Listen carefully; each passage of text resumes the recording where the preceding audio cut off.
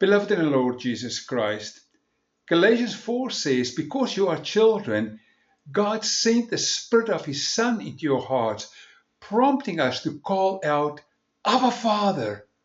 You are no longer slaves.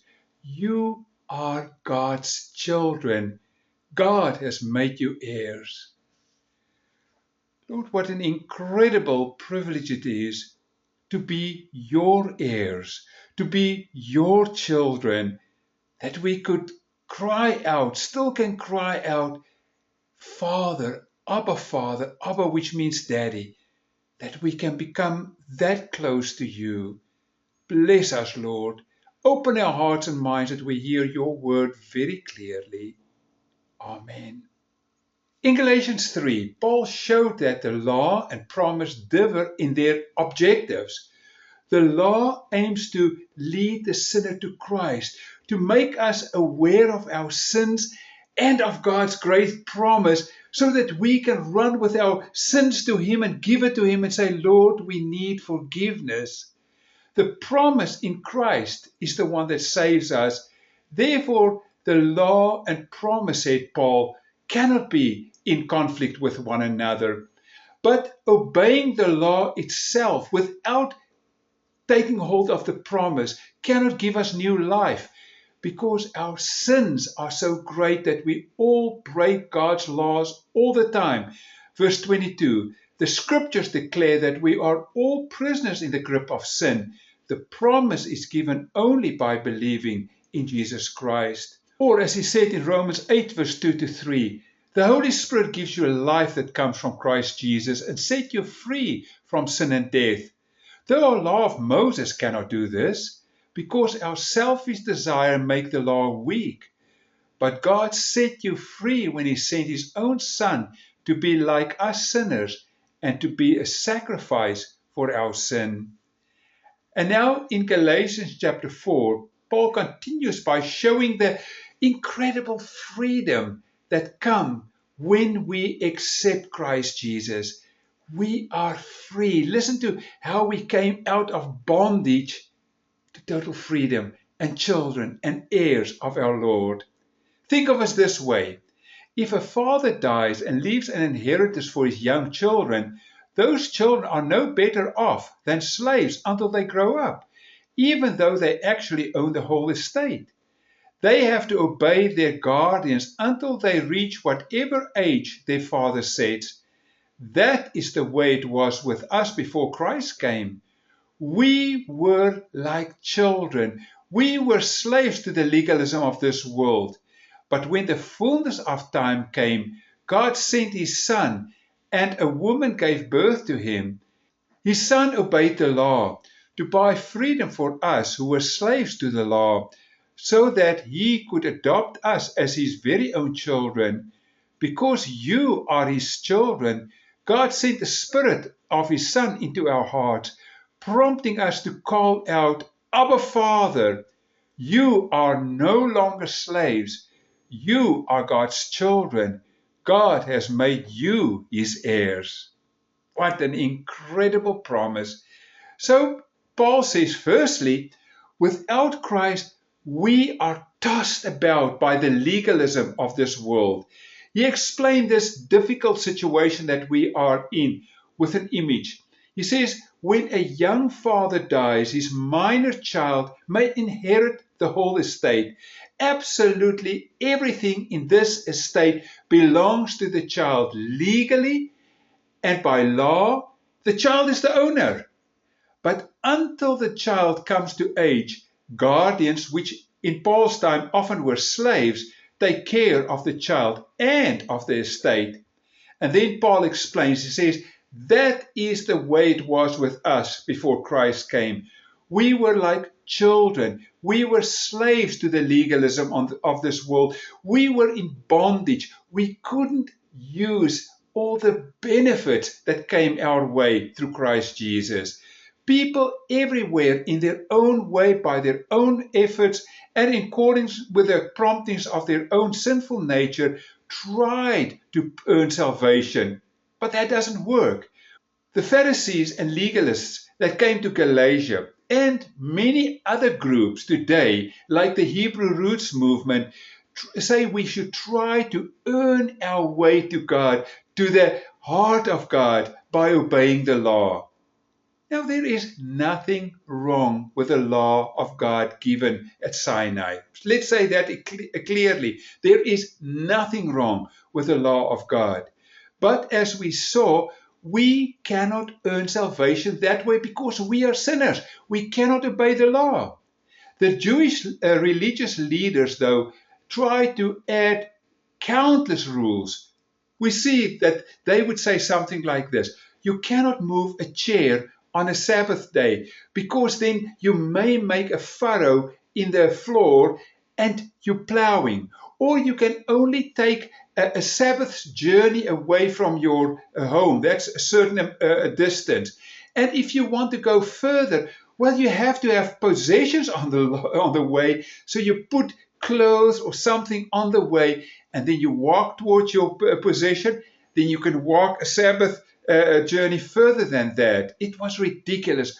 Hundreds of little laws. And even today, we hear people will say, can a Christian smoke? I heard that very many times in my life. Or when I was a young boy, they said women can never wear pants. Or I heard not too long ago of a group that says a pastor has to write a promise never to take alcohol. Now, friends, I don't believe in drinking. I've, by God's grace, never been drunk in my life. But to ask that they should never drink anything ever in their life, where do you find that in the scripture? We know that Jesus, in his first miracle there at Cana of Galilee, made lots of wine.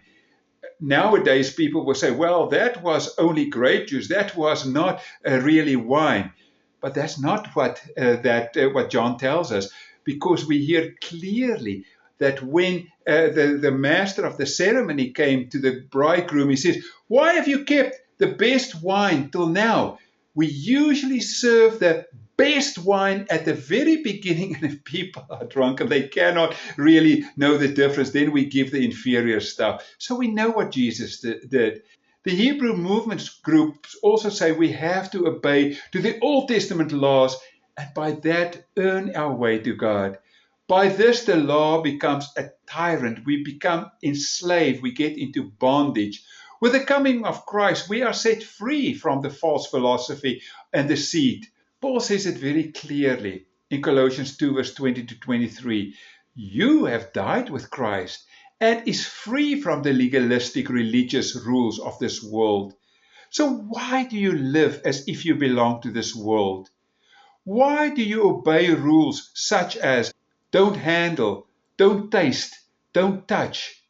Such rules were mere human teaching about things that deteriorate as we use them. These rules may seem wise because they require strong devotion, pious self-denial, and severe bodily discipline, but they provide no help in conquering a person's evil desires. But, he says, by Christ's coming to supply the basis of our freedom, and therefore Paul comes and he says, Jesus came in the fullness of time. And with this, he expresses a whole theology of history. In short, this time was previously chosen by the Father in his sovereign freedom. The Father is God. He can do whatever he wants to. And he chose this time. So Christ's birth, his life, his death, his resurrection, all of this is one supreme event of the divine plan, the end towards which God has been moving throughout the Old Testament. This time also gives the ripeness of opportunity for scattering of the gospel. Just think of things like this: the Greek language, which was spoken throughout the empire. And of course, I know very well that Jesus could speak Greek very well because I read the letter of Jude and James, his brothers, and it was good Greek, so he knew it. He also, there were synagogues, Jewish synagogues in many places, enabling the early Christians to reach both Jews and Gentiles simultaneously, because many God-fearers, people who were not yet Jews, came to these synagogues and would worship with the Jews. And if the early Christians went there, they could reach both the Jews and the Gentiles. There were great Roman roads. Before that time, they were not really good roads. And also the Roman peace and the Roman police forces everywhere, so that they could keep bandits at bay and the Christians could walk. And we also know where Israel is situated, is in that very narrow land mass between Europe and Asia and Africa. So from there, it was more easy than any other place in the world to spread the good news of Jesus Christ. The fullness of time is the lens through which Paul sees salvation intentions of God. Behind the toiling, sweating, caring, and dying Jesus, Paul sees the Trinity at work. The love that reigned in the heart of the eternal is behind the love that bled and died on the cross. God demonstrates his love towards us in that Christ died for our sins. Sharing life with the risen Christ gives hope, because the Spirit of God, who raised Jesus from the dead, lives in you. He will give life to your mortal bodies. The fullness of time was God's time to fulfill his promise to Abraham and to the entire Old Testament.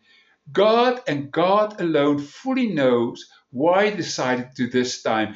I can go on for hours and hours. It's such an incredible, wonderful concept. Go and do your reading yourself and find out what the fullness of time means.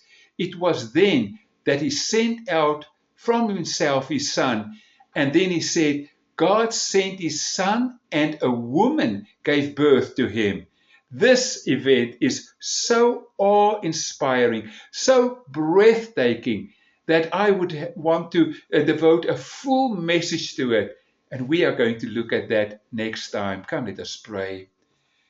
Lord, thank you for your incredible grace.